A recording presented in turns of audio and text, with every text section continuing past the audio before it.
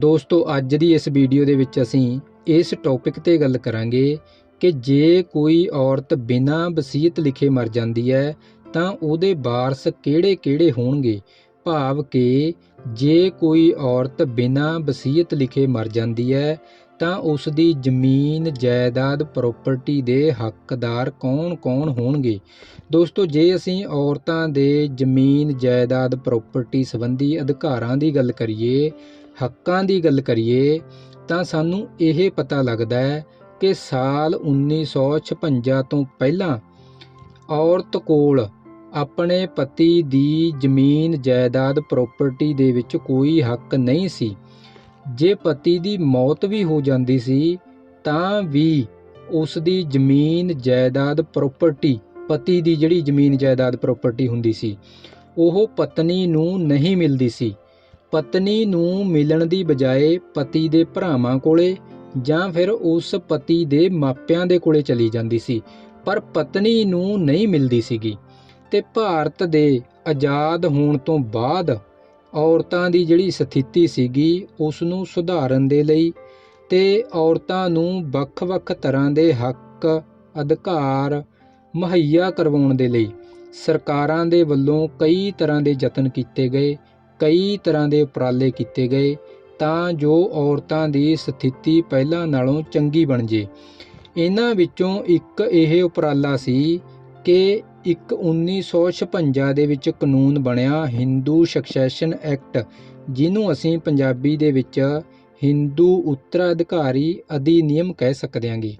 ਇਹ 1956 ਦੇ ਵਿੱਚ ਕਾਨੂੰਨ ਬਣਿਆ ਤੇ ਇਸ ਕਾਨੂੰਨ ਦੀ ਜਿਹੜੀ ਧਾਰਾ 14 ਹੈ ਉਹਦੇ ਮੁਤਾਬਕ ਜੇ ਕਿਸੇ ਔਰਤ ਦੇ ਕਬਜ਼ੇ ਵਿੱਚ ਕੋਈ ਜ਼ਮੀਨ ਹੈ, ਭਾਵੇਂ ਉਹ ਜ਼ਮੀਨ ਉਸ ਕੋਲ ਹਿੰਦੂ ਉੱਤਰਾਧਿਕਾਰੀ ਕਾਨੂੰਨ ਲਾਗੂ ਹੋਣ ਤੋਂ ਪਹਿਲਾਂ ਆਈ ਹੈ ਜਾਂ ਫਿਰ ਬਾਅਦ ਵਿੱਚ ਆਈ ਹੈ, ਉਹ ਉਸ ਜ਼ਮੀਨ ਦੀ ਪੂਰਨ ਤੌਰ ਤੇ ਹੱਕਦਾਰ ਹੈ। ਠੀਕ ਹੈ ਜੀ। ਭਾਵ ਕਿ ਇਸ ਤਰ੍ਹਾਂ ਮੰਨਿਆ ਜਾਊਗਾ ਜਿਵੇਂ ਕਿ ਉਹ ਜ਼ਮੀਨ ਜਾਇਦਾਦ ਪ੍ਰੋਪਰਟੀ ਉਹਨੇ ਖੁਦ ਕਮਾਈ ਹੋਵੇ। ਉਦਾਹਰਨ ਲੈ ਕੇ ਸਮਝਣ ਦੀ ਕੋਸ਼ਿਸ਼ ਕਰ ਲੈਂਦੇ ਹਾਂ। ਫਰਜ਼ ਕਰੋ ਇੱਕ ਔਰਤ ਏ ਹੈ, ਔਰਤ ਦਾ ਨਾਮ ਏ ਹੈ ਜੀ ਤੇ ਉਹਦਾ ਪਤੀ ਹੈਗਾ ਬੀ, ਤੇ 1947 ਦੇ ਵਿੱਚ ਉਹਦਾ ਪਤੀ ਮਰ ਜਾਂਦਾ ਹੈ ਜਿਹੜਾ ਬੀ ਹੈ। ਫਿਰ ਉਸ ਦੀ ਜਿਹੜੀ ਜ਼ਮੀਨ ਹੈ ਉਸ ਜ਼ਮੀਨ ਦਾ ਕਬਜ਼ਾ ਉਸ ਦੀ ਪਤਨੀ ਕੋਲੇ ਹੋਊਗਾ। ਠੀਕ ਹੈ ਜੀ।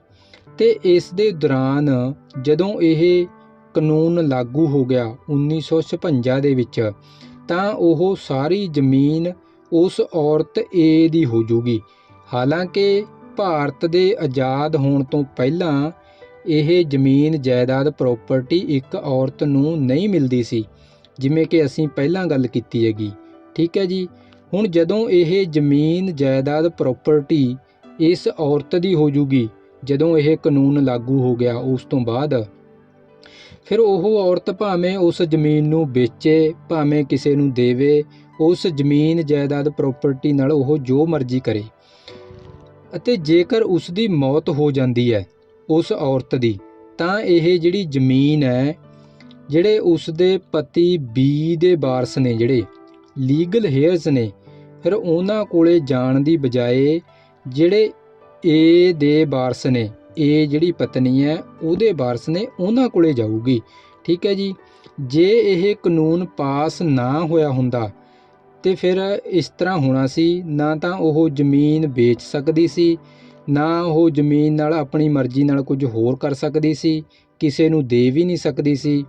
ਤੇ ਉਸ ਦੀ ਮੌਤ ਤੋਂ ਬਾਅਦ ਜਿਹੜੀ ਉਹ ਔਰਤ ਹੈ, ਉਸ ਦੀ ਮੌਤ ਤੋਂ ਬਾਅਦ ਫਿਰ ਜ਼ਮੀਨ ਹੈ ਜਿਹੜੀ ਉਸ ਦੇ ਪਤੀ ਬੀ ਦੇ ਵਾਰਸਾਂ ਕੋਲੇ ਚਲੀ ਜਾਣੀ ਸੀ। ਜਿਵੇਂ ਕਿ ਅਸੀਂ ਪਹਿਲਾਂ ਗੱਲ ਕੀਤੀ ਹੈ ਕਿ ਉਹਦੇ ਪਤੀ ਦੇ ਭਰਾਵਾਂ ਕੋਲੇ ਚਲੀ ਜਾਂਦੀ ਸੀ ਜ਼ਮੀਨ, ਜਾਂ ਫਿਰ ਉਹਦੇ ਪੇਰੈਂਟਸ ਦੇ ਕੋਲੇ ਚਲੀ ਜਾਂਦੀ ਸੀ, ਪਰ ਔਰਤ ਨੂੰ ਨਹੀਂ ਮਿਲਦੀ ਸੀ।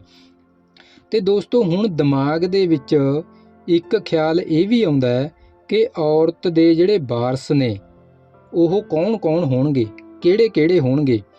ਇਹਦੇ ਬਾਰੇ 'ਚ ਸਾਨੂੰ ਇਸ ਕਾਨੂੰਨ ਦੀ ਧਾਰਾ 15(1) ਹੈ ਜਿਹੜੀ ਉਹ ਦੱਸਦੀ ਹੈ।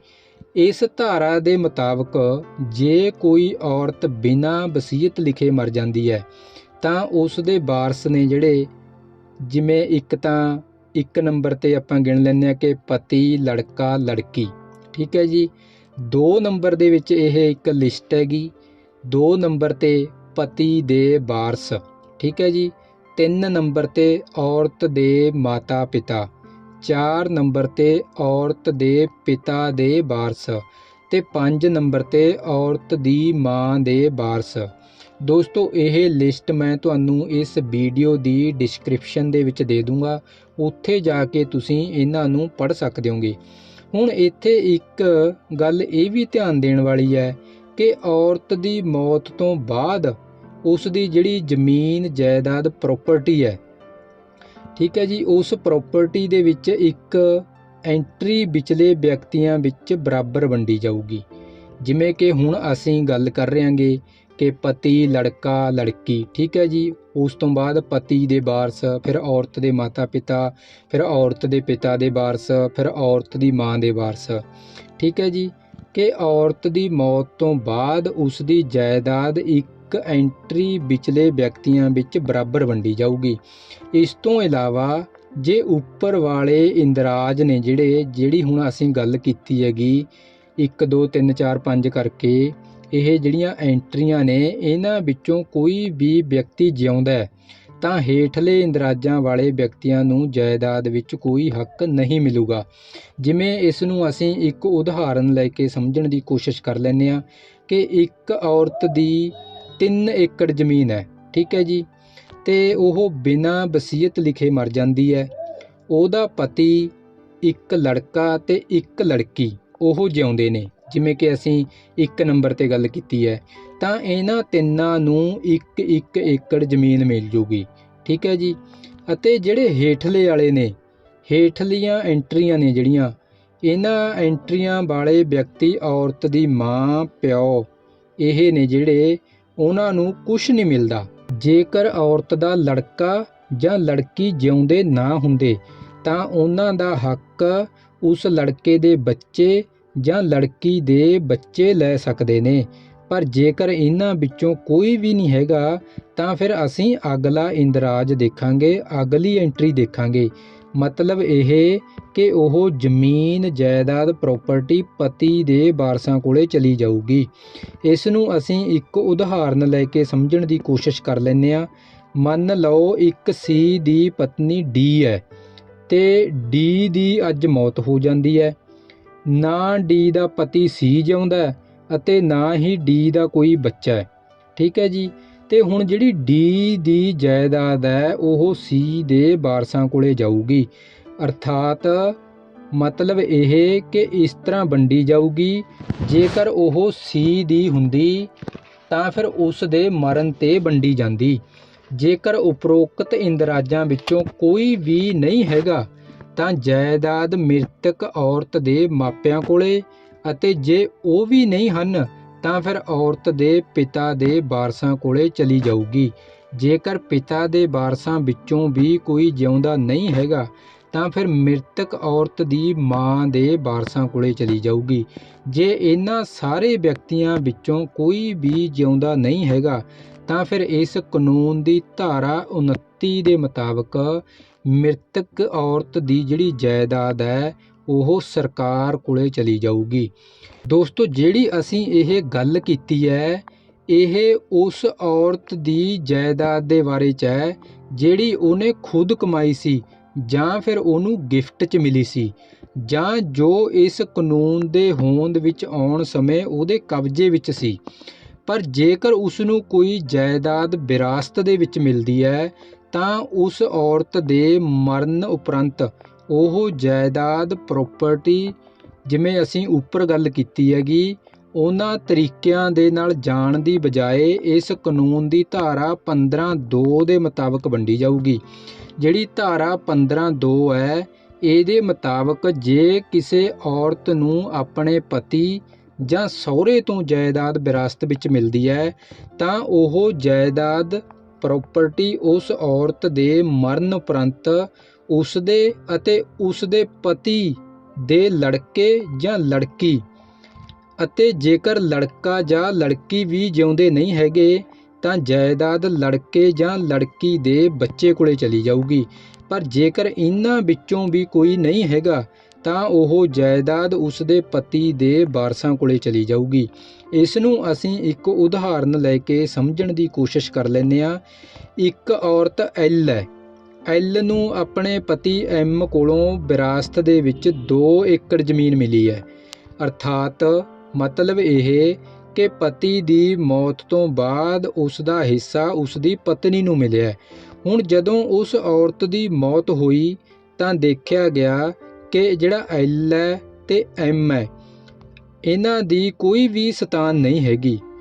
ਸੋ ਅਜਿਹੀ ਸਥਿਤੀ ਵਿੱਚ ਔਰਤ ਦੀ ਮੌਤ ਤੋਂ ਬਾਅਦ ਉਹ 2 ਏਕੜ ਜ਼ਮੀਨ ਔਰਤ ਦੇ ਪਤੀ ਦੇ ਵਾਰਸਾਂ ਕੋਲੇ ਚਲੀ ਜਾਊਗੀ, ਨਾ ਕਿ ਔਰਤ ਦੇ ਵਾਰਸਾਂ ਨੂੰ ਮਿਲੂਗੀ।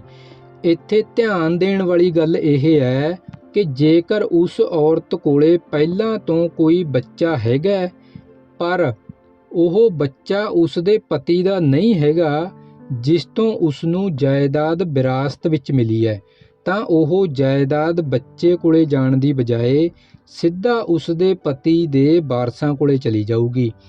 ਉਸੇ ਤਰ੍ਹਾਂ ਜੇਕਰ ਉਸ ਔਰਤ ਨੂੰ ਜਾਇਦਾਦ ਆਪਣੇ ਪਿਤਾ ਜਾਂ ਮਾਂ ਕੋਲੋਂ ਵਿਰਾਸਤ ਵਿੱਚ ਮਿਲੀ ਹੈ ਤਾਂ ਉਸ ਔਰਤ ਦੇ ਬੱਚੇ ਜਾਂ ਬੱਚਿਆਂ ਦੇ ਬੱਚੇ ਨਾ ਹੋਣ ਦੀ ਸਥਿਤੀ ਵਿੱਚ ਉਹ ਜਾਇਦਾਦ ਉਸ ਔਰਤ ਦੇ ਪਿਤਾ ਦੇ ਵਾਰਸਾਂ ਕੋਲੇ ਚਲੀ ਜਾਊਗੀ। ਇਹ ਜਿਹੜੀ ਧਾਰਾ 15(2) ਹੈ, ਇਹਦਾ ਮਕਸਦ ਇਹੀ ਹੈ ਕਿ ਜਾਇਦਾਦ ਜਿੱਥੋਂ ਆਈ ਹੈ ਵਾਪਸ ਉੱਥੇ ਹੀ ਚਲੀ ਜਾਵੇ। ਇਸ ਕਾਨੂੰਨ ਦੇ ਲਾਗੂ ਹੋਣ ਤੋਂ ਬਾਅਦ ਵਿੱਚ ਔਰਤਾਂ ਦੀ ਸਥਿਤੀ ਵਿੱਚ ਕਾਫੀ ਸੁਧਾਰ ਹੋਇਆ। ਉਹਨਾਂ ਨੂੰ ਕਈ ਤਰ੍ਹਾਂ ਦੇ ਹੱਕ ਦਿੱਤੇ ਗਏ, ਅਧਿਕਾਰ ਦਿੱਤੇ ਗਏ। ਔਰਤਾਂ ਦੀ ਸਥਿਤੀ ਨੂੰ ਹੋਰ ਸੁਧਾਰਨ ਦੇ ਲਈ ਸਰਕਾਰਾਂ ਅਤੇ ਅਦਾਲਤਾਂ ਅੱਜ ਵੀ ਕੰਮ ਕਰ ਰਹੀਆਂ ਨੇ।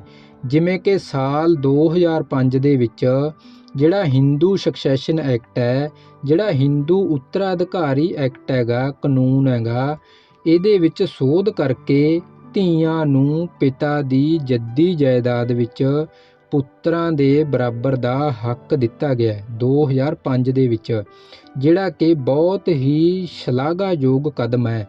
ਦੋਸਤੋ, ਇਹ ਤਾਂ ਜਾਣਕਾਰੀ ਹੈਗੀ ਸੀ ਕਿ ਜੇ ਕੋਈ ਔਰਤ ਬਿਨਾਂ ਵਸੀਅਤ ਲਿਖੇ ਮਰ ਜਾਂਦੀ ਹੈ ਤਾਂ ਉਸ ਦੀ ਜ਼ਮੀਨ ਜਾਇਦਾਦ ਪ੍ਰੋਪਰਟੀ ਦੇ ਹੱਕਦਾਰ ਕੌਣ-ਕੌਣ ਹੋਣਗੇ।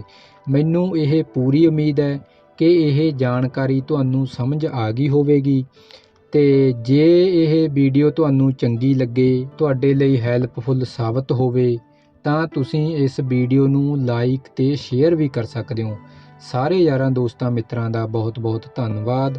ਮਿਹਰਬਾਨੀ।